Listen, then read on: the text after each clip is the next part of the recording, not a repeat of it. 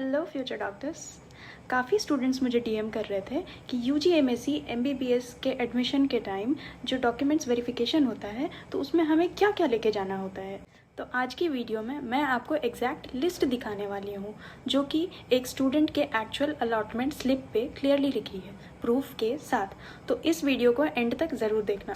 तो ये डॉक्यूमेंट है BCE CEB का, यानी कि Bihar combined entrance competitive examination board का, जो कि UG-MSc 2020 का प्रोविजनल एडमिशन स्लिप है।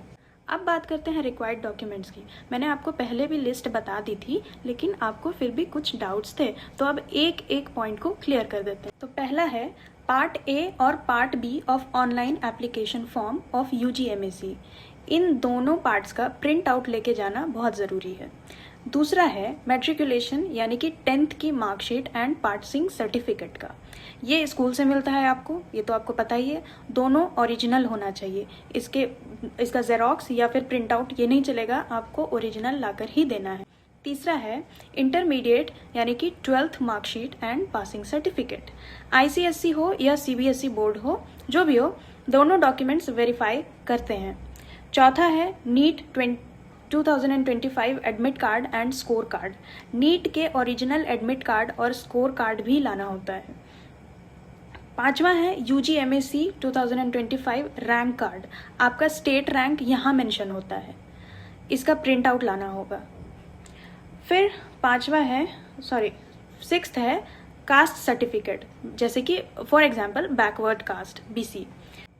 तो कास्ट सर्टिफिकेट किसे लाना होगा? अगर आप रिजर्वेशन कैटेगरी में हो तो वैलिड कास्ट सर्टिफिकेट लेके जाओ। फिर 7th नंबर पे आते हैं रेजिडेंशियल सर्टिफिकेट। अगर आप बिहार के हैं तो बिहार का डोमिसाइल प्रूफ, जिसे निवास प्रमाण पत्र भी कहते हैं। आप जहाँ से भी हैं वहाँ का आपको डोमिसाइल सर्टिफिकेट लेके आना है। फिर 8th नंबर पे आते हैं school leaving certificate, college leaving certificate, जो भी आपके पास हो। ये आपके 12th के स्कूल से मिलता है, वेरीफाई करने के लिए ज़रूरी होता है। जो भी यहाँ पे कंपलसरी है मैं बस वही बता रही हूँ, बाकी आपके पास जितने भी सर्टिफिकेट्स हैं आप सब लेकर आ जाना, ताकि यहाँ जब रश हो तो आपको कोई भी दिक्कत नहीं आए। उसके बाद 9th नंबर पे आते हैं तो मिनिमम एज एलिजिबिलिटी। ये तो आपको पता ही होगा कि नीट में अपीयर होने के लिए ही 17+ ईयर्स होना चाहिए, तो इसे भी वेरीफाई कराना पड़ेगा आपको एडमिशन के टाइम पे। 9th नंबर और लास्ट नंबर पे आते हैं तो PCB परसेंटेज एलिजिबिलिटी। 12th में मिनिमम रिक्वायर्ड मार्क्स कितने होते हैं ये भी आप सबको पहले से ही पता होगा। फिजिक्स, केमिस्ट्री, बायोलॉजी में मिनिमम 50% फॉर जनरल कैटेगरी और 40% फॉर रिजर्व्ड, ये आपके पास होना चाहिए। ये भी वेरीफाई आप करा लेंगे तो हो गए आपके सारे डॉक्यूमेंट्स वेरीफाइड। कुछ टिप्स और इंस्ट्रक्शंस आपके लिए। हर डॉक्यूमेंट का ओरिजिनल 1 से 2 फोटो कॉपीज रेडी रखना। सभी डॉक्यूमेंट्स एक फोल्डर या ट्रांसपेरेंट फाइल में अरेंज कर लो, ताकि जब यहाँ पर बहुत ज़्यादा रश हो तो आपको कोई भी तरह की दिक्कत नहीं आए। अगर फ़ोटो ID मांगी जाए तो आप क्या देंगे? आधार कार्ड देंगे, पैन कार्ड भी दे सकते हैं। ये जो आप सर्टिफिकेट्स यहाँ पे वेरीफाई करवा रहे हैं, जैसे कि 10th की पासिंग सर्टिफिकेट, मार्कशीट, 12th की पासिंग सर्टिफिकेट, मार्कशीट, ये सब आपको ओरिजिनल ही देना है। और ये जितने भी ओरिजिनल सर्टिफिकेट्स हैं आपके, वो यहाँ पे सबमिट कर लिए जाएंगे। ये आपको कब मिलेगा वापस?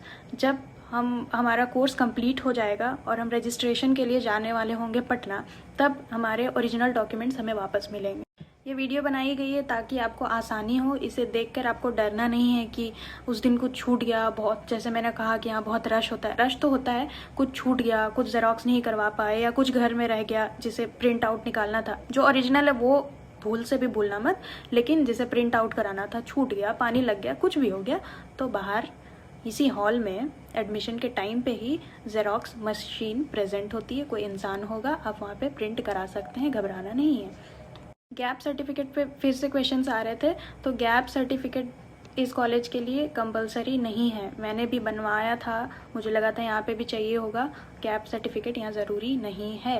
इतने ज़्यादा DM आ रहे थे डॉक्यूमेंट्स वेरिफिकेशन को लेकर, ऐसा लग रहा है सबको ही डरे हुए हैं। तो पहली बात है कि पैनिक मत करो, सब वेरीफाइड हो जाएगा अगर डॉक्यूमेंट्स जेन्युइन है। बचपन से लेके अभी तक के जितने भी सर्टिफिकेट्स और डॉक्यूमेंट्स हैं तुम्हारे पास, वो सब ले जाने हैं। और सब अगर डॉक्यूमेंट्स जेन्युइन है तो वेरिफिकेशन तो बस एक फॉर्मेलिटी है। बस मैं कुछ 3-4 ऐसे छोटे छोटे से टिप्स दे देती हूँ जिससे आप अपने पैनिक मोड से बाहर आ जाओ। पहला है कि ओरिजिनल डॉक्यूमेंट्स के फ़ोटोकॉपी भी रेडी रखना, वरना यहाँ पे आकर बहुत भागना पड़ेगा। है यहाँ पे ज़ेरॉक्स काउंटर, लेकिन बहुत से बच्चे हैं जो बस ओरिजिनल डॉक्यूमेंट्स लेकर आ जाते हैं, तो ज़ेरॉक्स काउंटर के बाहर लाइन लग जाती है। तो फिर हर डॉक्यूमेंट्स के 1 से 2 या 2 से 3 फ़ोटोकॉपी रख लेना बेस्ट होता है। दूसरा है रिपोर्टिंग टाइम का ध्यान रखना, डिले मत करना। डॉक्यूमेंट वेरिफिकेशन एक बहुत ही क्रूशियल स्टेप है, तो अगर लेट करते हो तो सीट कैंसिल तक होने की वार्निंग मिल सकती है। तीसरा, एक अच्छा प्रो टिप, फाइल को ऑर्गेनाइज करो एक ऑर्डर में। जैसे कि सबसे पहले एप्लीकेशन फॉर्म रख लो, फिर 10th के सारे सर्टिफिकेट्स, फिर 12th के सारे सर्टिफिकेट्स, फिर नीट वाले, फिर UG MSc का सर्टिफिकेट, फिर जाके कास्ट डोमिसाइल, ये सब तो एक ऑर्डर में अरेंज कर लो। आखिरी टिप है कि कभी कभी बहुत छोटी छोटी चीज़ें मिस हो जाती हैं, तो एक वाटर बॉटल, पेन, आधार कार्ड, ये सब रख लो अपने साथ। देखो, अब थोड़ा स्ट्रेस होता है, लेकिन सबको होता है। अगर आपको वहाँ जाकर घबराहट होती है तो ये बिल्कुल ही नॉर्मल है, क्योंकि मुझे भी हुआ था। मुझे भी लगा था कि क्या कोई डॉक्यूमेंट मिस तो नहीं हो गया हो, लेकिन सब कुछ स्मूथली हो जाता है अगर आप प्रिपेयर्ड हो। तो ये थी रियल एडमिशन स्लिप के बेसिस पर UG MSc MBBS एडमिशन के डॉक्यूमेंट वेरिफिकेशन की कंप्लीट चेकलिस्ट।